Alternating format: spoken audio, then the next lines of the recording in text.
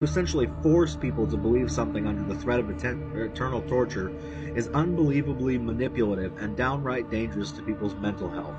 I can't even begin to quantify the amount of mental torment that this doctrine has caused throughout the ages. I am far from the first or the last to wake up drenched in sweat from night terrors because of it. Let me challenge you on that, actually.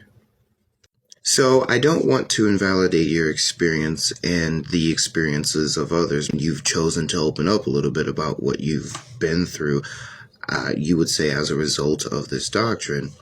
And so I do empathize with you on that. However, I think what little psychological literature there is on the topic of mental health and the doctrine of hell would actually paint a more complicated picture than what you are displaying here in this video.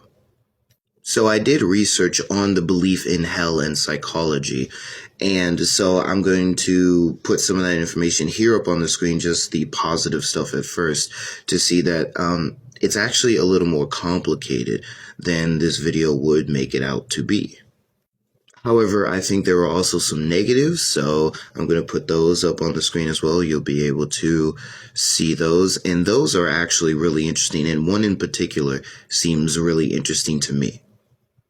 One study showed that fundamentalism and dogmatism don't have anything to do with hell anxiety, but rather a self-reported probability of whether or not they were going to hell. That's very interesting, and I think that you are a test case of that.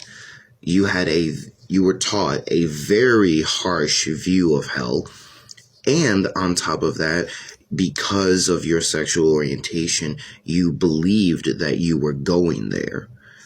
Those two things combined is what's created the hell anxiety, the night terrors, and things like that.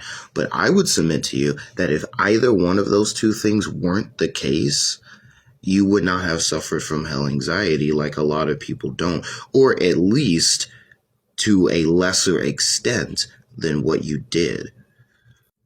So this was actually really fun for me because I was able to do research on psychology, which I enjoy, and the doctrine of hell, which I've been wanting to get into.